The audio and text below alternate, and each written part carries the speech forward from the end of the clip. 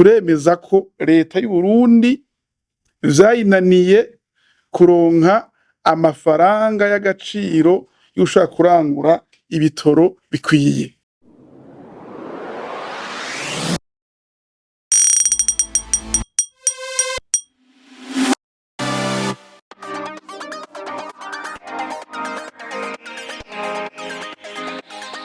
Hatunganijwe ikiganiro ku banditsi n'abamenyesha makuru kuri uno wa kane igenekerezo rya gatatu ndamukiza umwaka wa 2025. Ico kiganiro c'urunani Burundi bwa bose ku banditsi n'abamenyesha makuru bishyuye ku bibazo bitandukanye, aho Kefa Niyibizi yishyuye ku bibazo bihanze igihugu cacu. Ku kibazo kijanye n'ikena ry'ibitoro, Kefa Niyibizi ntajya umunwa, aremeza ko leta vyayinaniye kurondera ibitoro kubera ata amafaranga mva makungu igihugu gifise.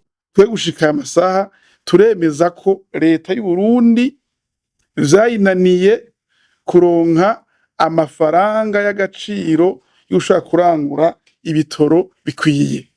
Ko hoba hariho ivyo biza vyasanzwe bidakwiye, mugabo ugasanga biza kugurishwa ahandi, ivyo navyo biravugwa, muga twe ntitosha kuza kuvuga ngo twemange ngaha bidafitiye ivyemezo.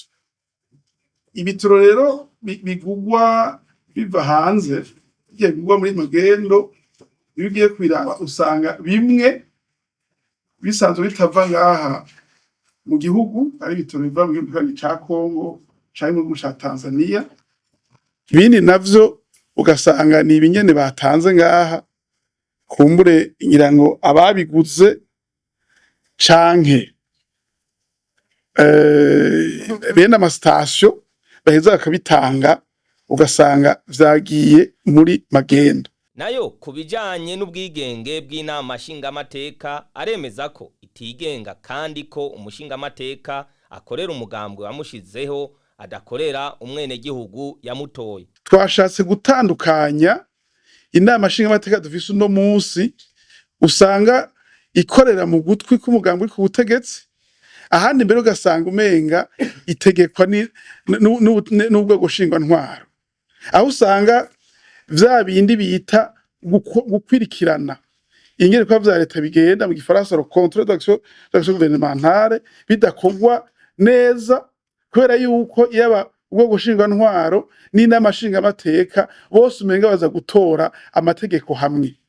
Nta na rimwe turabona inama nshingamateka ishobora gufata ingingo nguhe intumbero urwego nshingwantwaro rwokorerako nkuko tubibona ahandi. Ndabakarorero, ejo bundi mwarabonye ko muri Parlement Union Européenne bafashe ingingo yuko Union Européenne yofata ibihugu kimwe mu bihugu vyo muri Afrika.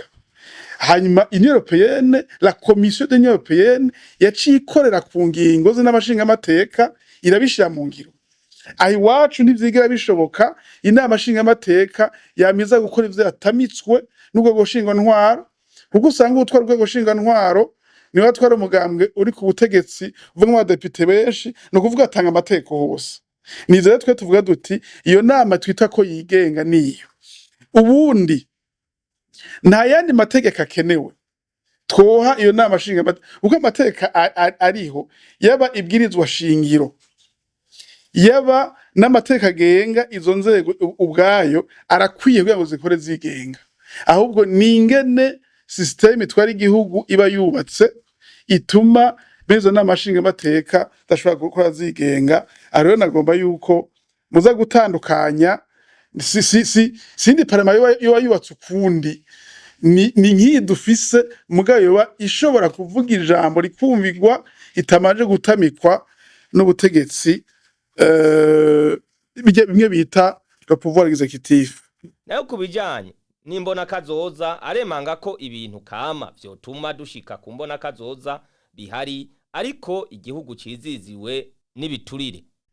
Ibintu kama doshobora gutuma dushikayo biriho, ahubwo ikibazo dufise tubuze abashobora kudushikanayo.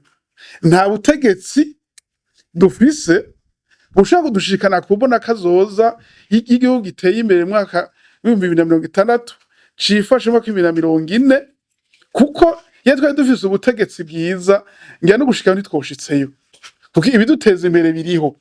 Rero ibivugwa n'amajambo muga twe duha dukeneye ibintu bigaragara. Wewe wombwira abantu gute ko bagira ngo bazohave baba un pays émergent n'igihugu giteye imbere mu gihe tagira n'igitoro cyo kwiyunguruza, mu gihe amahinguriro atari make yugara ayandi umusaruro wawo utera usubira inyuma, mu gihe bo nyene baririmba kuva ku murango gushika mw'ijoro iminsi yose yuko bamunzwe n'ibiturire n'ukwiza amatungo nabo umva bodushikana hehe.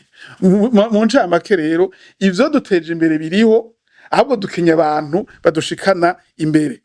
Ati none umugambi uri ku butegetsi niyo mwavuze utunenge canke ibinenge wagize mwe muzokosora n'ivyahe. Twamaze kwidondagura ubu butegetsi dufise uno munsi, nawe ukumviza ubona umukuru w'igihugu urimwe abantu barya ibiturire, naho n'umukuru w'igihugu agahanura amaze imyaka hafi 5 ahanura ntibumva. Icambere nico ni ubutegetsi bwubakiye kurya ibiturire, nta kindi je nabanebaza ko niba ari mu 5 kandi kazi bakora bariko bariyumvira ati mbe muri iyi dosiye nkura mwangahe, muri iyi nkura mwangahe, muri iyi nkura mwangahe. Abo cabe tubuze nico. Ica kabiri kandi kikanakomeye, dufise ubutegetsi bwa gisirikare. Ubutegetsi bwa gisirikare rero ni ubutegetsi budakontorwa n'abanyagihugu, ahubwo nibwo bukontorwa abanyagihugu. Ni ukuvuga ntibutamikwa ijambo. Ubwo butegetsi buranagoye, wanashaka muri Afrika se buri honyene no mw'isi.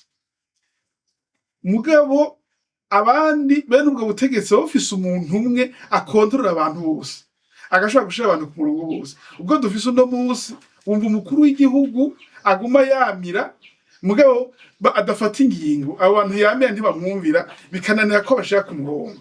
Twebwe rero ico dushoboye ubwa mbere twebwe ubutegetsi bw'isivile buzoba buri sukontorora abanyagihugu, kuko abahinga bose baremeza ko ivy'ubutegetsi kugira ngo ukore neza n'imiburiburi nuko ufise ishaka ryo gukora neza canke nawe ukabutinya igisura c'abanyagihugu.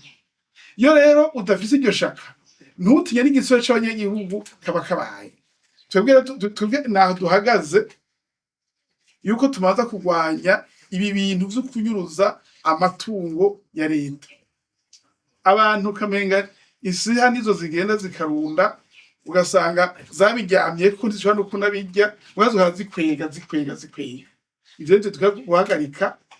Twebwe bizoba vyoroshe yuko dukoze nabi abanyagihugu badukura, kuko abo ntivyoroshe ko abanyagihugu babakura kwaza biri navuze. Nibaza ko amatandukano yakomeye cane n'abandi afata nayo. Tworangiza tubamenyesha ko Kefa Niyibizi avugira urunani Burundi bwa bose yavuze ko urunani gwiteguye gutsinda amatora y'abashinga amateka azoba muri uno mwaka w'ibihumbi 2025 ngo ndetse bikunde bahindure intwaro iriho uno musi.